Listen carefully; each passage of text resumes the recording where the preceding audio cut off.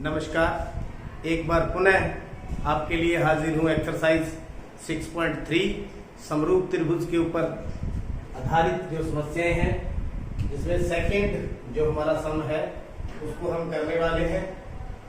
इसके अंदर क्या है, आकृति है। आकृति के अंदर ODC ये वाली, OBA ये वाली, BOC 125 और CDO ये कितना है 70 डिग्री। तो ये कोण हमें ज्ञात करने हैं। दिया क्या है, दिया है आकृति में त्रिभुज ODC समरूप है त्रिभुज OBA, कोण BOC बराबर में 125 और CDO बराबर में 70 डिग्री ज्ञात करना है। कौन कौन से कोण ज्ञात करने हैं? पहला DOC, दूसरा DCO, तीसरा OAB, कोण OAB। चलिए हल करते हैं, बहुत आसान है। सबसे पहले DOC ये वाला कोण है, तो देखिए यहां पर रैखिक युग्म बन रहा है। ये और ये DOB एक रेखा है, तो कोण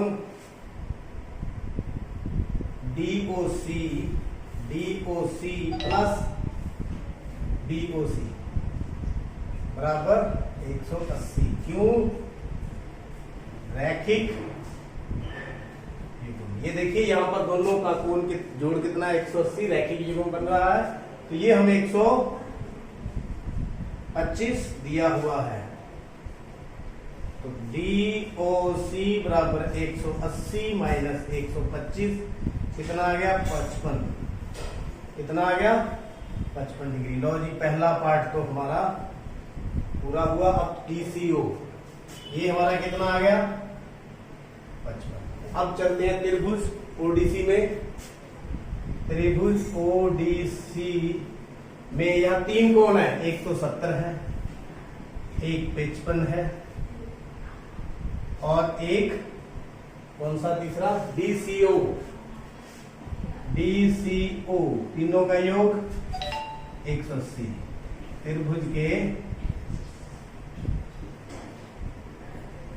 कोण, त्रिभुज के कोणों का योग 180 आपको पता है होता है। DCO 180 माइनस 100 कितना आ गया 180 माइनस 125 55 डिग्री। कितना आ गया 55 डिग्री। अब कौन सा निकालना है? दूसरा पार्ट निकल गया OAB। कौन सा निकालना है? OAB। अब जो समरूप दी हुई है हमारे उसका इस्तेमाल करेंगे। ODC त्रिभुज ODC समरूप है त्रिभुज OBA, तो दोनों के समरूप है। हमें कौन सा कोण निकालना है? A जहां किसके बराबर में होगा C के, तो C यहां पर अपन ने कितना निकाल रखा है 50।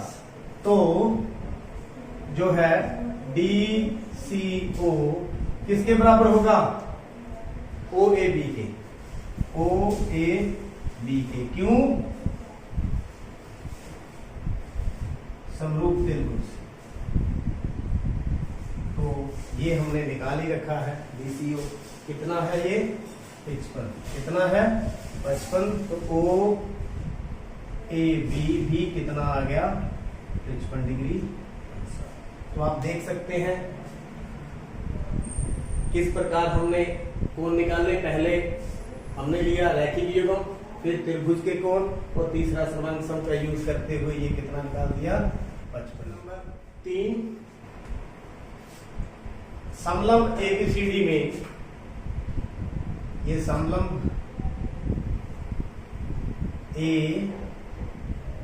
ABCD में AC और BD विकर्ण, ये AC और ये BD विकर्ण O पर प्रतिच्छेद करते हैं। त्रिभुजों की समरूपता कसौटी का प्रयोग करते हुए दर्शाइए कि, पहले लिखेंगे दिया है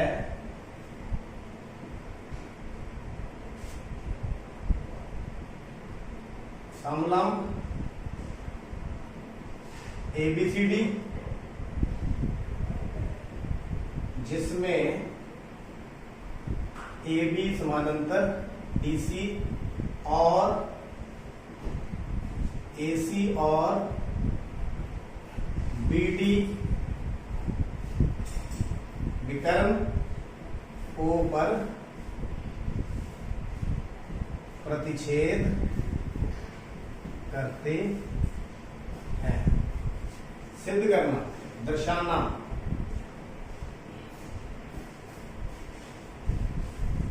OA बटा में OC बराबर OB बटा में OD, ये हमने सिद्ध करना है। तो प्रूव करते हैं। हल,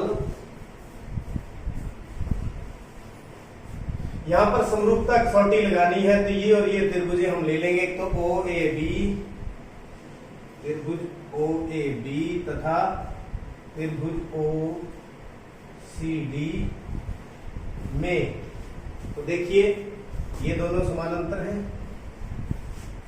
AB समानांतर DC। तो ये वाला कोण नंबर 1 डाल देता हूं और ये नंबर 2 डाल देता हूं। कोण 1 बराबर में कोण 2, कौन से कोण? एकांतर कोण। समांतर भुजाओं को ये तिर्यक रेखा काट रही है, तो ये क्या बन गए? एकांतर कोण। दूसरा COD किसके बराबर है? AOB के। क्यों बराबर है आप बता सकते हो? क्यों बराबर है? ये वाला शीर्षाभिमुख कोण, शीर्षाभिमुख कोण। तो देखिए 2 कोण मैंने बराबर कर दिए, काफी है या और करूं? 2 में ही हो जाएगा गाड़ी, क्योंकि 2 कोण अगर बराबर हो गए तो तीसरा अपने आप बराबर हो जाता है। तो लिखेंगे कोण कोण समरूपता कसौटी द्वारा त्रिभुज OAB समरूप है किसके? OCD के। ये दोनों समरूप है। अच्छा, अब एक नई बात, ये दोनों समरूप है तो इनकी भुजाओं का अनुपात भी क्या होगा? बराबर होगा। क्या होगा? बराबर होगा। क्यों? तो ये देखिए, ये जो कोण है B किसके इक्वल होगा? D के। तो इसके सामने कौन सी भुजा है? B के सामने कौन सी भुजा है? OA। कोण B के सामने OA, तो ये B किसके बराबर है? D के। तो D के सामने कौन सी है? OC। ये भुजा इसकी और ये भुजा इसकी, दोनों का अनुपात हमने लिख दिया। तो एक अनुपात और लिखेंगे, 2 के सामने कौन सी भुजा है? OB। दो कोण किसके इक्वल है? 1 के सामने कौन सी है? OD। मतलब कहने का भाव ये, जो कोण बराबर हम यहाँ पर सिद्ध कर चुके हैं या हैं, उनके अपोजिट जो भुजाएं हैं उनका अनुपात लिख देंगे। तो यही हमने सिद्ध करना था, OA बटा OC, OB बटा OD इति सिद्धम। तो यहां क्या लिखेंगे? यहां क्या लिखेंगे? CPST। इसका मतलब क्या है? Corresponding parts of similar triangle, corresponding part of similar triangle, या समरूप त्रिभुजों के संगत भाग, समरूप त्रिभुजों के संगत भाग। तो उम्मीद करता हूं ये तीसरा सम भी आप अच्छी तरह से समझ चुके। क्वेश्चन नंबर 4, आकृति है ये हमारे पास, QR over QS, QR over QS, QT over PR तथा 1 बराबर में 2। दर्शाइए कि त्रिभुज PQS समरूप है त्रिभुज TQR। तो यहां देखिए, पहले लिखेंगे दिया है आकृति में QR ओवर QS बराबर में QT ओवर PR तथा जो कोण 1 है वो कोण किसके बराबर है? 2 के। सिद्ध करना।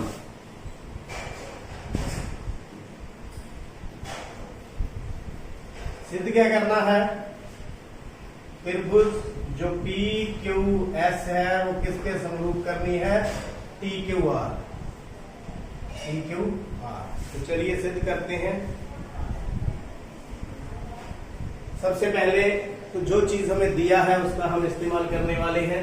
यहाँ Q R over Q S है, Q R over Q S, Q T over P R, Q T over P R. लेकिन अगर मैं पी आर की जगह पी क्यू कर दूं तो दो भुजाओं का अनुपात बराबर हो जाएगा, जो त्रिभुजें हमने समरूप सिद्ध करनी है। तो सबसे पहले कोण 1 है वो किसके बराबर है?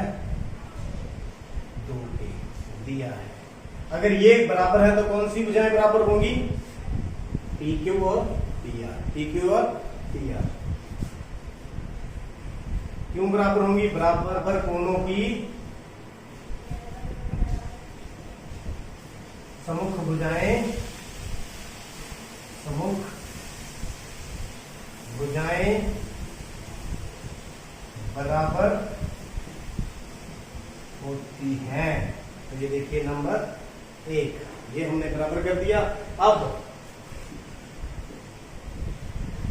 Q R over Q S, Q T over T R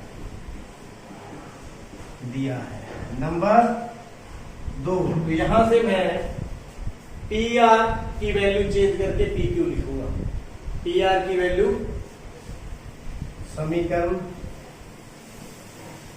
1 से पी आर बराबर पी क्यू, समीकरण 2 में रखने पर, कहां रख दूं? 2 में। तो रख दीजिए क्यू आर बटा में क्यू एस, क्यू टी बटा में पी आर की जगह पी क्यू। ओके हो गया। नंबर 3, अब जो त्रिभुजें हमें सिद्ध करनी है कौन सी? त्रिभुज पी क्यू एस तथा त्रिभुज टी क्यू आर में दो भुजाओं का अनुपात तो हमारे पास दिया हुआ है। देखिए क्यू आर बटा में क्यू एस, क्यू टी बटा में पी क्यू। यहां से देखिए क्यू आर बटा में क्यू एस, क्यू टी बटा में पी क्यू। तो दो भुजाओं का अनुपात हो गया 3 से। तो दोनों का जो कोण नंबर 1 है, दोनों भुजाओं के बीच का कोण है उभयनिष्ठ।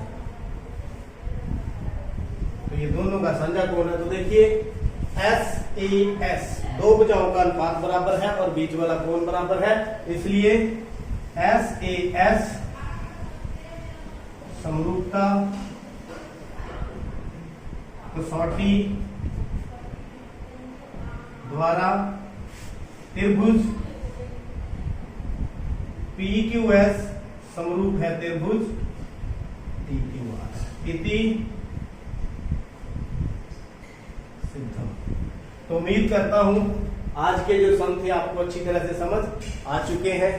देखते रहिए, समझते रहिए। कोई समस्या हो तो मैसेज बॉक्स में लिखें। आपका बहुत बहुत